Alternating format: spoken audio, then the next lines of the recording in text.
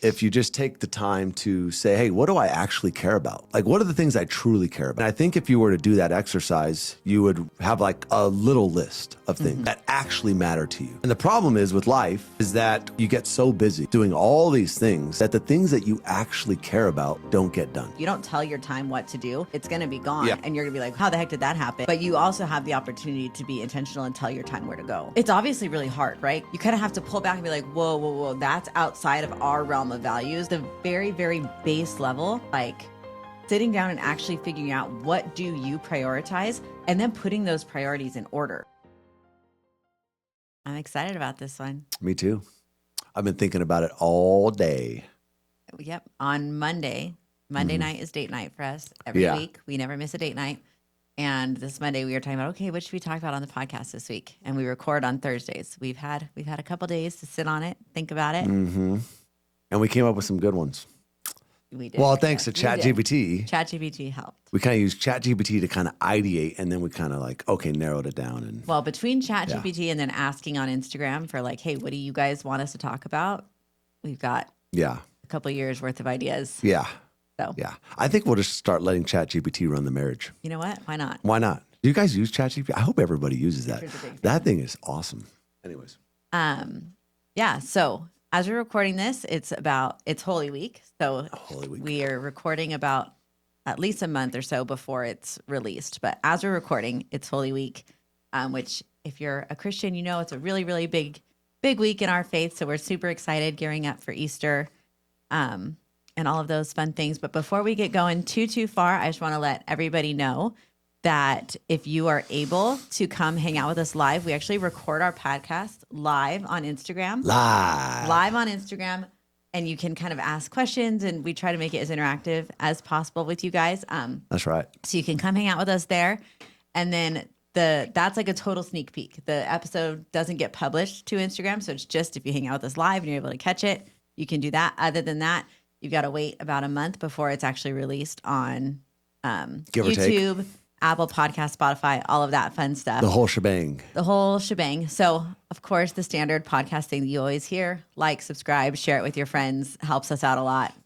Leave a rating, all that fun stuff. Not only does it help us, it helps other people. It helps other people, which at the end of the day, that's our goal with this, right? Is just to encourage people in their marriages and to help people who aren't married yet to send the message that marriage is actually really wonderful. I want to get married. Marriage is cool. Want to get married. Hey, make marriage cool again. Yes, there you go. We'll get a hat. Big red hat. Marriage cool. Hey, that's not a bad idea. It's not a bad idea. I like that. We got to wear those hats. There you go. Make marriage cool. But that's our goal, is just to the cultural narrative and perspective of marriage has shifted so much in the last several years. It has. So this is actually good to have on the podcast. Stop looking at your phone when I'm talking to you. It's rude. Well, no, it's just because I'm going through like the podcast. Okay, I know. Okay. Put it down.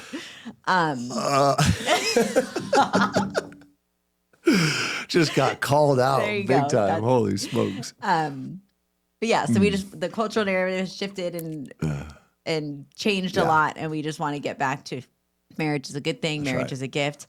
Marriage is work, but work in a really good way and in a really fun way. It's worth it. It's work that's worth it. It's work that's and worth it. it's not a monotony that you just have to trudge through to the end. I hope not. It's not for us. Yeah. It's not for me. Yeah. Yeah, exactly. So today's episode, we are going to be talking about keeping the main thing the main thing. Da-dum. That's the title. So, babe, you want to explain to us what that means a little bit? What does that mean? Well, I think keeping the main thing is living a life that is true to your values, right? Mm-hmm. And so if you just take the time to say, hey, what do I actually care about? Like, what are the things I truly care about? You know? And I think if you were to do that exercise, you would have like a little list of things like that actually matter to you. And the problem is with life is that you get so busy doing all these things that the things that you actually care about don't get done. Yeah. So I think that's fascinating about the subject. Yeah. That's one of Richard's least favorite words in the world is busy. I'll never say it. He doesn't say it. When people say it to him, it irritates him, and not much irritates Rich. It's crazy how hyper aware I am of that word. But yeah, we call people and they're like, "Oh my gosh, we're so busy," and Richard just like I can see his eyes almost roll out of his head. He Oh my hates gosh. that word. Yeah. I don't know why. And it's not necessarily the idea, because obviously busyness is a part of life and we all feel it at times. Yeah, of course. But it's more so Intentionality. the intentionality. And there's almost like a mentality with some people that like they don't know how to not be busy. Like it's just like their default is busy. Yeah, it's a badge of honor. It's like, yes, like they don't feel like they're accomplishing or being diligent if they're not busy. Yeah. And I think that. And I think for me too, I think I was scarred as a kid because I mean, I heard the phrase so many times. I'm running around like my chicken with a chicken with like a what's chicken it? with like a chicken. You heard it a lot. Just like A chicken with my head cut off. Yeah, a chicken with my head cut off. Oh my gosh, it's just a million things going on. Oh, it was just always like constant busy is what I heard. And maybe I'm just scarred from that. Yeah. You know? Well, to this day, your parents, I mean, they don't have any kids in the house anymore, but they're always some of the busy. busiest people I know Yeah. somehow. And the reality is, I mean, if you want to be busy, you can be busy. But again, I think it's the question, you can be busy, but not effective. Mm-hmm. And I think that's the most part. Are you effective in what you want to be effective in? So Yeah. Well, there's a Dave Ramsey, I'm sure it's a quote, but it's more of a, oh gosh, what's the word? it's more of a principle. A principle. Yes. Yeah. Thank you. There's a Dave Ramsey principle that like you have to create a budget because that's telling your money where to go. Because if you don't tell your money where to go, it'll be gone and you won't know what happened to it. And I think your time 100%. is the same way. If you don't tell your time what to do, it's going to be gone. Yeah. And you're going to be like, how the heck did that happen? 100%. But you also have the opportunity to be intentional and tell your time where to go. and what to do. 100%. How do you think we've done that in our life? I mean, I think we have a lot of examples of this. It's obviously really hard, right? Because we've got little kids and you can totally fall into the trap of the temptation of, oh, they've got to do this sport and they've got to do this music lesson. They've got to go to this camp and they've got to do this thing and they've got to learn this skill. And you kind of have to pull back and be like, whoa, that's outside of our realm of values. And that's not something that we need to dedicate our time to. 100%. And then this thing over here is something that we value.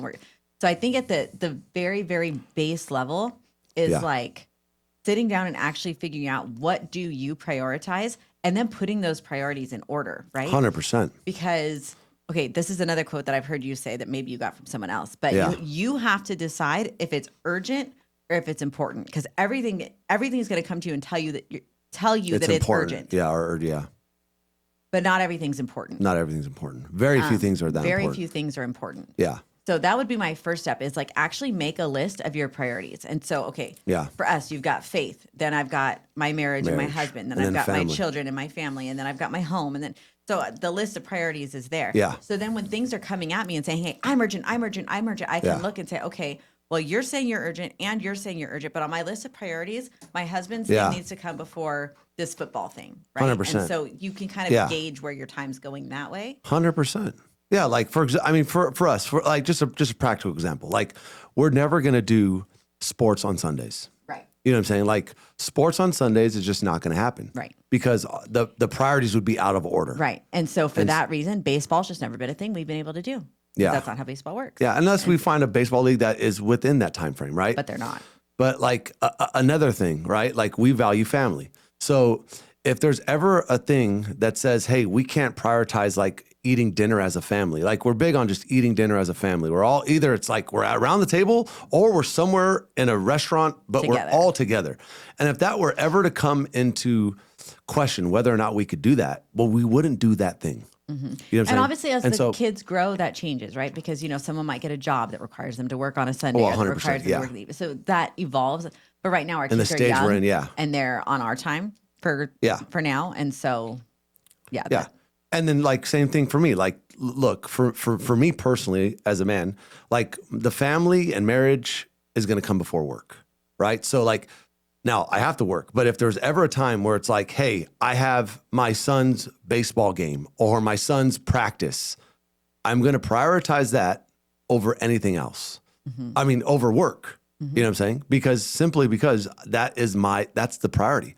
But I also want to say, just for the benefit of other people who maybe are in a different situation, some men don't have the opportunity to say, oh, my son's got work at 4 100%. or has practice at 4, so I got to leave work. Yeah, I think so. I'm talking for people that have like maybe a little bit more flexibility in there, because there's a lot of times too where you can kind of start playing that line, you know, that game of, well, I could do this, but the boss, or I need to really get this done, and I really got to be. And I think it's those it's when you have those conversations that this really matters, because sometimes you can let a lower priority win in your life. But again, when you let a lower priority win, now you're sacrificing the greatest things that you want in your life. So why would you sacrifice a higher thing for a lower thing? The only reason why you would do that is because in that moment, you forget, right? But, I think busyness can steal a lot of your joy in life because you stop doing the main thing that you want to start doing. And so, but again, I think it's just a mantra in our house. I mean, how many times have we talked about this? Like, look, we refuse to be busy if it takes away from those top 3 values.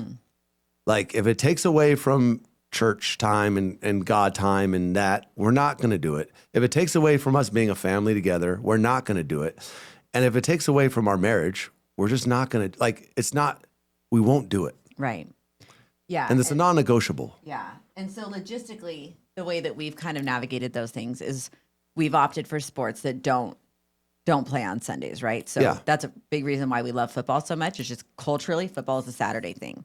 100%. Yeah. And it's one sport at one time. Like, you know what I mean? Our boy, yeah. Yeah. It's not like because we even talked about, right? Hey, maybe we should get him in karate, and then we get him into football, and then we get him into like this, and then we keep, now we're just busy. Now we're losing. Right. And so then you're sacrificing the great thing for the good thing, because karate's good. Yeah. But family time's great in our list of priorities. So we're not going to sacrifice the great for the good. That's right.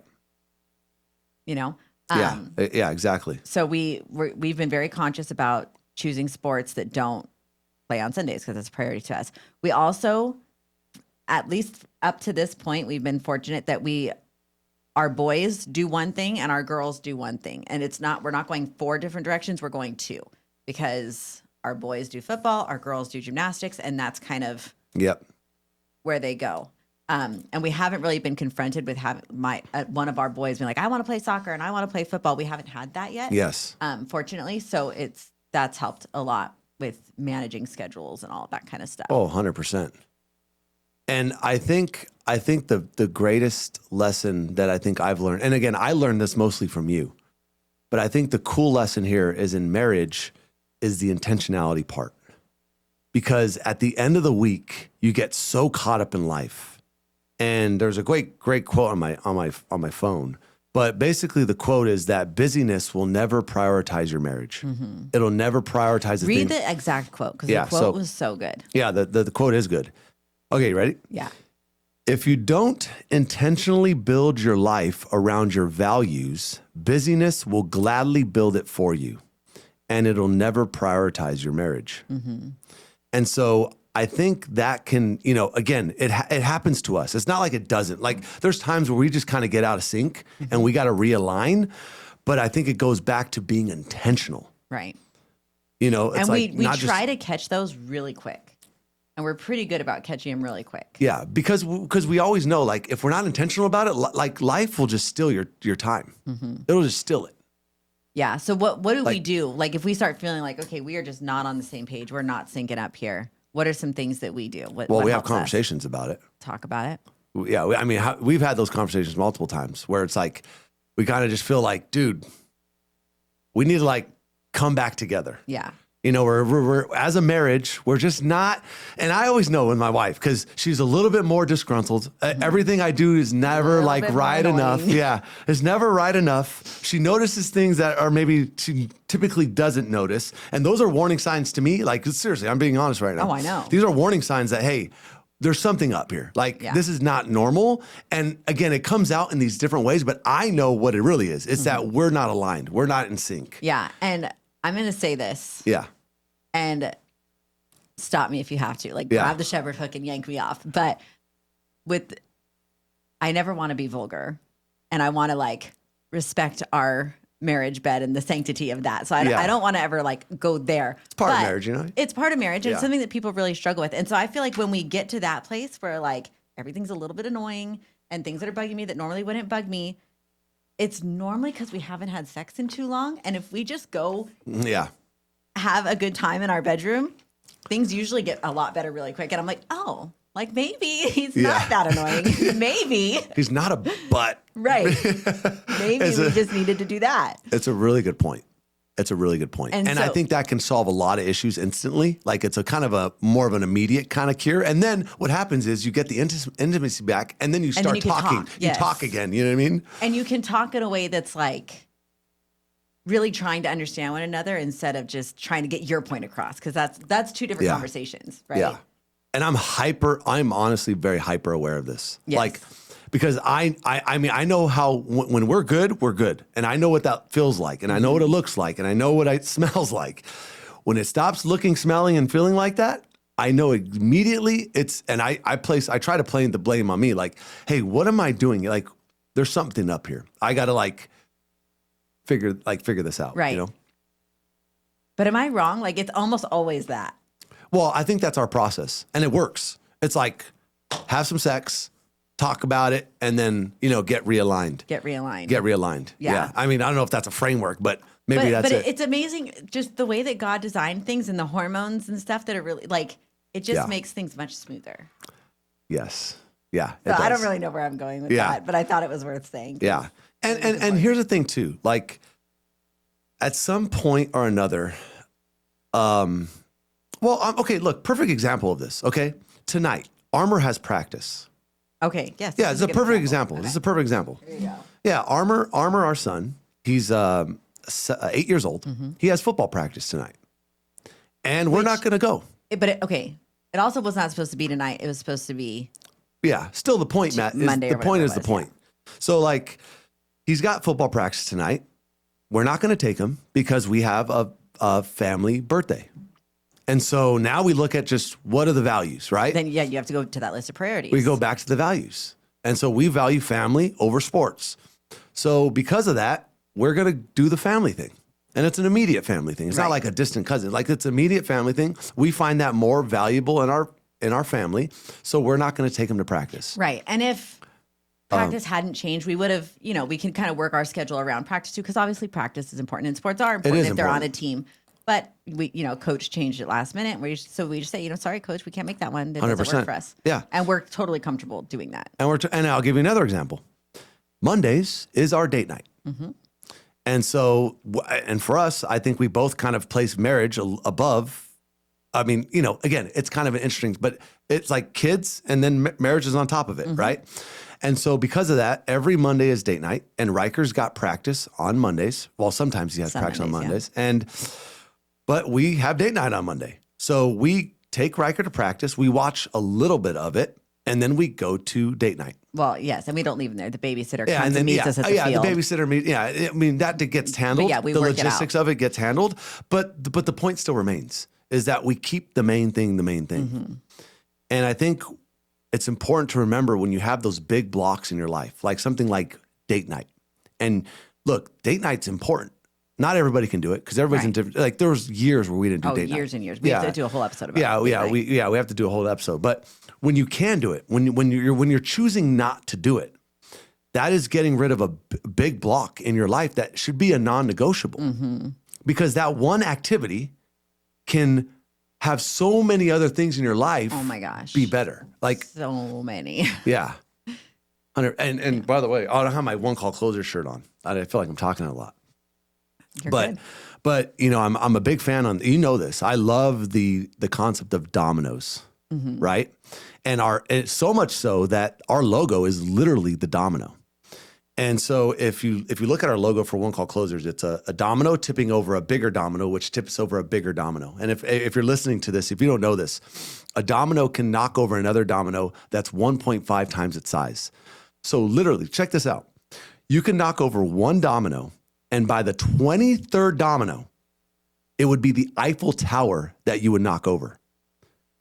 One domino, you flip over. Like a standard-sized domino. One standard-sized domino. You flip that thing over. If every domino thereafter was 1.5 times bigger, by the 23rd one, it would knock over the Eiffel Tower. Mm-hmm. When I learned that concept, I said, look, I have to find the dominoes in my life. Mm-hmm. And date night was a domino. And date night is a domino. Because if I tip that one domino over in our marriage, I feel like that's the Eiffel Tower right there. Mm-hmm. And I have so many examples of that. Like, for example, if I want to build a relationship with somebody, I know the one domino I have to freaking tip over is time with them. If I just spend time with that person, that's the one thing I can do that's going to knock over the Eiffel Tower. Yeah. And earlier this week, we were talking about that concept that people love to throw out. Oh, that our time is, what is it? Quality over quantity.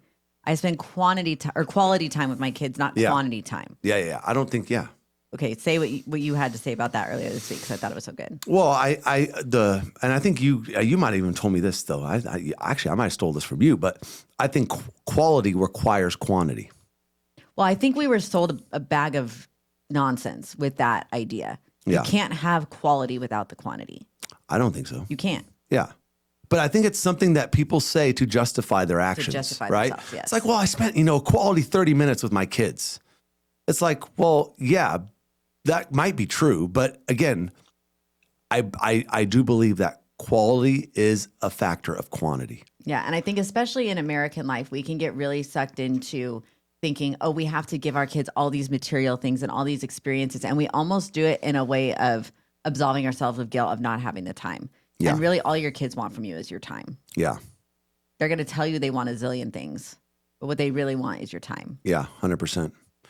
Yeah. And there's been a lot of things in our marriage, and I'm trying to think of all the times that we've thought about like enrolling the kids in this, or like, hey, I think we stay very conscious to make sure that we are not busy. There was a busyness quote that you took from a girl. I can't remember what this was. It was a house. It was oh, I wish I could remember. Yeah, it was with your homeschooling. It's like life. You get so busy. I can't remember what the quote was. I wish I could remember. I don't know. Yeah, I can't remember what the quote is. Yeah. But I guess that's kind of the bottom line, is just being really intentional about where your time goes and not getting sucked up to all the things you should be doing that would be fun to do, that your kids have to do, and like sit down as a family and actually sit down and say, what are our values? What do we, okay. And then Rich made a framework for this. We talked about Richard and his frameworks last week. Yeah. But he made a framework for this. So he'll get to that in a second. But you really have to sit down and analyze, okay, what are our family's priorities and where are we going to choose to spend our time? And then plan your time accordingly. Don't just let your time go and it's a vapor and you don't know what happened. Mm-hmm. Okay, are you ready to And share I think the that's framework? like one of my biggest fears too. Yeah. Yeah. So look, so we have a framework, right? So, and again, I'm a huge fan of frameworks because again, if you just know the framework, you can kind of skip the decision-making process and follow the framework. So it's called the VOW framework. And I thought that was pretty interesting because our podcast is called the VOW Factor Podcast. And so V stands for values first. Right. And just like what we're saying, and it's amazing. Again, I'm not saying, because there's so many years in my, like, I didn't think about values until I was probably married to you. I didn't even know what values were. Right.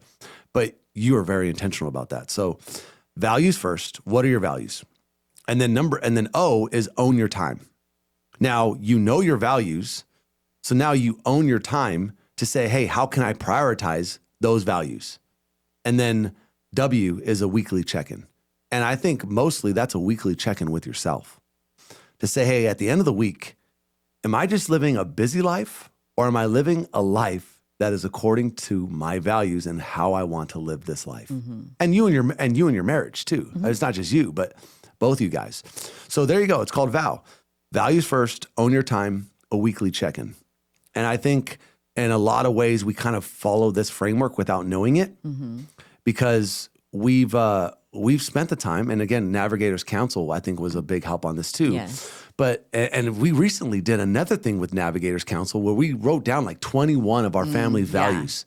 Yeah. We wrote the down family value planner. Yeah. the family planner, and it was like 21 values. Now that's a crap ton of values. Yeah. But then we it prioritized was 12, but yeah. Or 12 values, and then we prioritized them. And So but if you guys don't know what Richard's talking about, Jeremy and Audrey Roloff, they have a podcast called These Are the Days. And they also have a ministry called Beating 50%. yeah, And that's talking about the 50% divorce rate. So they have a heart for marriage, and it's really, really beautiful. And they have a journal. Now they call it the Marriage Journal. It used to be called Navigators Council back when we did it. yeah, But it's like a little quick couples devotion, and then the same 7 questions every week that you go through as a couple. And so we used to sit down every Thursday on our living room couch. This is before we were able to do date night. And we would go through the Navigators Council. Yep. And then they also have the same thing called the Family Values Planner that my sister-in-law did it with my brother and then sent it to me and then we did it. But it was a really, really neat thing. It was neat. Really cool. I really enjoyed that. And they have a ton of resources actually. Yeah. 100%. But yeah, that's what you were referring to. Yeah. That's what I was. We'll leave a link in the show notes. Yeah. So the vow framework, I think it's very powerful. And I literally was going to say something right now and I completely forgot what I was going to say and I was excited to say it. Well, while you think about it, I'm also going to say, so one of the best parenting books I've ever read, and I've read a lot of them, but my favorite parenting book ever is called Simplicity Parenting. And it talks about this a lot about being simple with your time, but even simple with your material possessions, because it can get really overwhelming for a kid or like for me. I always say I have a very low clutter threshold. I can't manage that much stuff. I need to but for your kids, if you're finding that their room is just a mess and it looks like a bomb went off all the time, maybe you're expecting too much of them. Like maybe you need to really pare down, give them this 1 or 2 toys that they really love instead of 100 toys that get in a pile and never get touched. That's right. And that might relieve a lot of anxiety and a lot of stress that your children feel or that you feel. Oh, 100%. So Simplicity Parenting, best parenting book I've ever read. You've read that twice. I've read it twice. Yeah, twice. It's a really good one. And I recommend it to everyone. Yeah, I remember what I was going to say. Oh, good. I was just going to talk about how, when we started living like this, living a life that was according to our priorities, I remember feeling like it was such a freeing thing. And it's kind of counterintuitive because you would think, well, if I place limits on what I value, then I'm going to feel restricted. What does Jocko say? Discipline equals freedom. Discipline equals freedom. Yeah. And it's a very true thing because now we try to really live to those values. I feel like it just makes life so freeing because we know when to say no and we know when to say yes. And there's no pressure to say yes to things we know we should say no to. Yes. Like the pressure's just not there. Yeah. Like most weekends, we have nothing going on. And that's on purpose because we don't want anything going on for a lot of weekends because we want to be together as a family. And so I think something that I learned is that every time you say yes to something, you're saying no to something else. And so to me, a yes is really a no, if that makes sense. It's like, okay, I'm going to say yes to this thing, but now I might be saying no to a date night or whatever that might be. And so I think you got to watch the yeses in your life. And then on the flip side, every no is saying yes to something else. No, I'm not going to do that tonight, but I'm saying yes. Because I'm doing this. I'm doing something that I value. So it's almost a reverse thing. Every yes is a no. Every no is a yes. Yeah. And I try to remind myself of that. Yeah. Well, it's funny because we've even gotten to the point with our families where if something comes up on a Monday night, they just laugh and they already know Rich and Haley can't come. They got date night. Yeah, It's just everyone knows that is an untouchable in our life. Don't do it on that night. Don't do it on a Monday. And I get all excited. We have one of those skylight calendars on our wall that thing's that awesome, by the way. manages our schedule. And as soon as Saturday comes and now I can peek at Monday and Monday has date night on the calendar. I know, right? I start to get all excited. I'm I can see date night That's coming. right. I'm That's excited. right. I want to say every Sunday we always look at each other Date night's tomorrow's tomorrow. date night. And we're super not that fun either. It's we do the normal, so casual. the most casual, workout, go to the sauna. Work out, sit in the sauna, Yeah. get some dinner, but it's just time to just connect and talk. And I remember when we first started doing date night and I sat down at dinner and I didn't have to feed a toddler. I was I don't even know what to do. I haven't had a meal where I didn't have to feed somebody else in so long. Oh my gosh, it's so true. It's so good. So true. So good. I was going to say something. Oh my gosh. In regards to date night? I don't think it was about date night. No. Probably how handsome I was or something like that. It might have been that. Are you sure? You are looking really good today. Yeah, really good. Yeah. I figured. I was so surprised you didn't say anything. Oh man, I can't remember. But yeah. Value bomb. Oh, okay. I do remember. Yeah. Okay, because you were saying that you remember when we started to live this way, how you felt like a breath of. Yeah, fresh air. Yeah. So at what point was that? Because I don't really remember. And how did you feel before? Because I'll tell you this. You know this, but for the benefit of the listener, before we got married, when I was 19 years old, I started nannying for a family. And I loved this family so much. And about a year and a half into nannying for them, their dad died. and he had cancer, was sick the whole time. So it wasn't completely a shock, but the dad died. And the sister of the mom had 2 kids, and she homeschooled her kids. And she was able to come down and stay with them for a couple weeks. And she brought her kids with her, and she was able to be such a huge support system to this family when they were really going through awful. And that really spoke to me in a way that I was like, that was kind of one of the first moments I thought, oh my gosh, I think I want to homeschool my kids one day when we have them.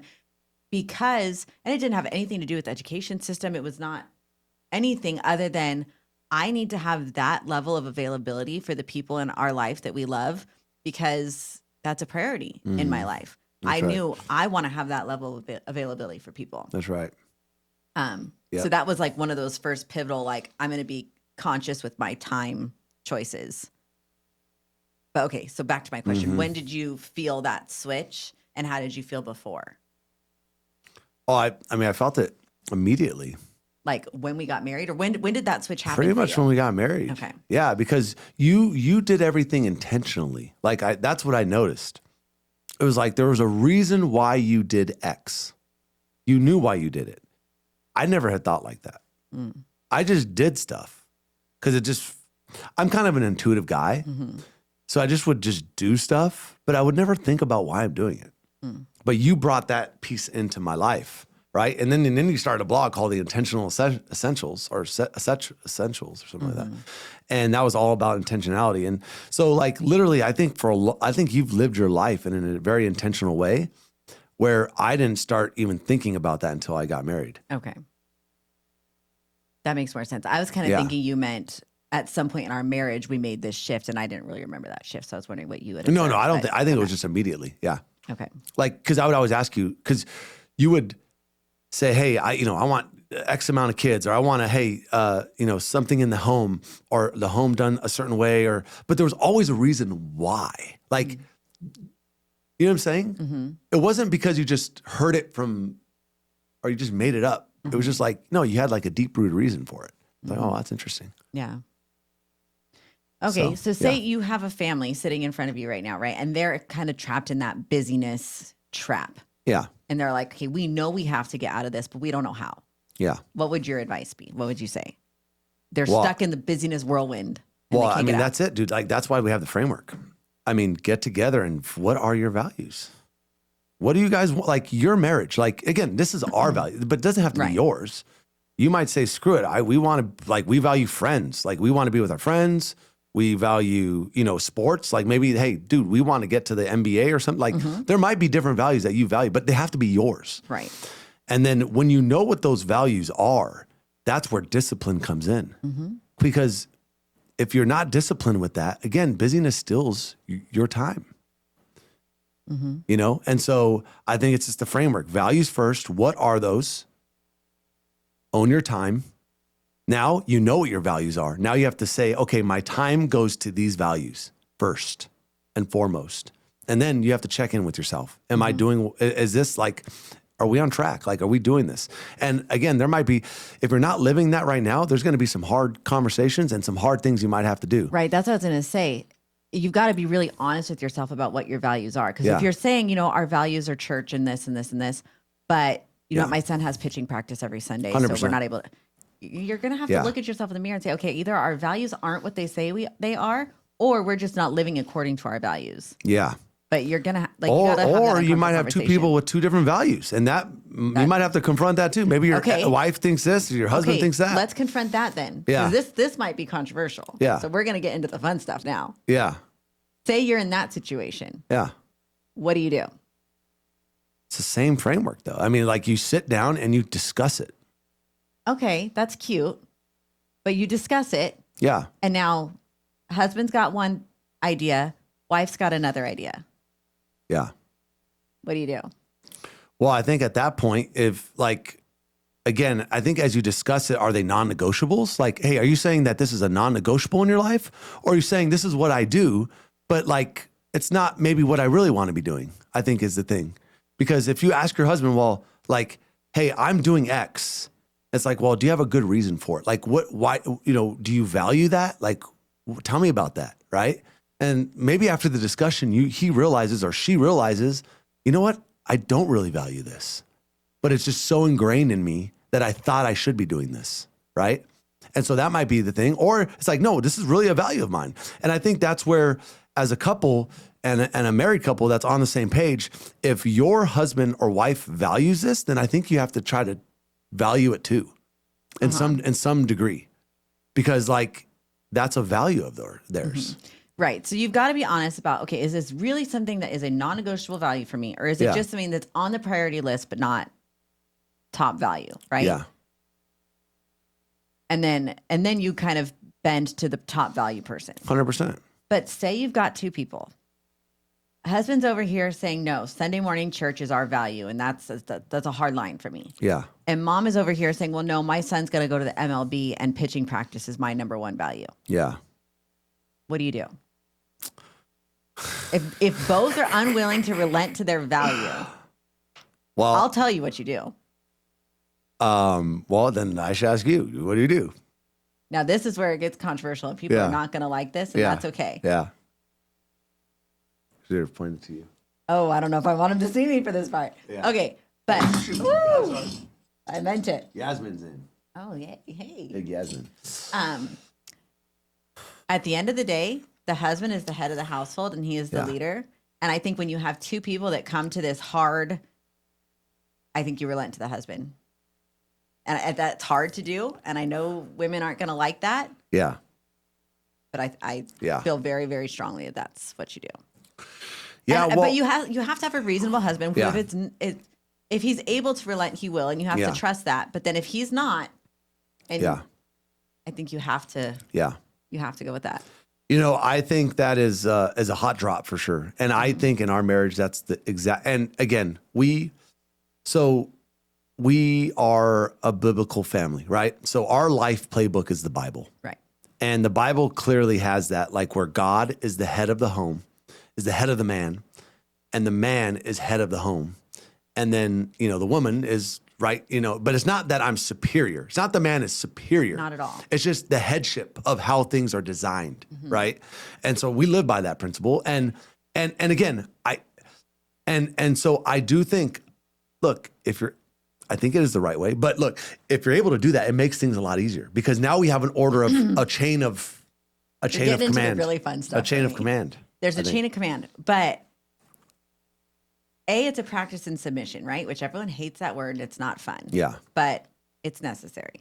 So yeah, it's a practice in submission. And I think that, going up that chain, according to what we believe, is that, again, it sounds worse than it is, but this gets controversial. But the woman submits to the husband, and the husband 100%. Submits to God. 100%.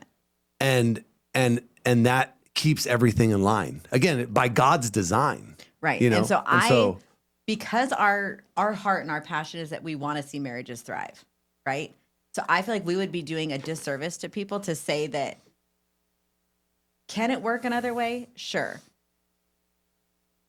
The best way and the way that we're designed for it to work is in that headship order. And because I really genuinely want to see marriages thrive, we'd be doing a disservice not to tell people that. I think so. And I understand that some people don't like it, and that's okay. If you want to try to make it work, however you want to try to make it work, knock your socks off. Yeah. But I'm telling you. Yeah. Now, you know, and that can go layers deep. Because if the man's not submitting to God and he's not doing his part, then now the woman is stuck in limbo because she's like, I don't feel comfortable here. So and that's there's really a lot hard. of that becomes hard and difficult. But at the end of the day, when we stand before the Lord at our judgment, which we all will do, the husband is going to have to stand for how did he treat his family and how did he lead his family. Yeah. And the wife is going to have to answer for how did she lead her children and how did she submit to her husband. That's right. We are never called to lead our husbands. Yeah.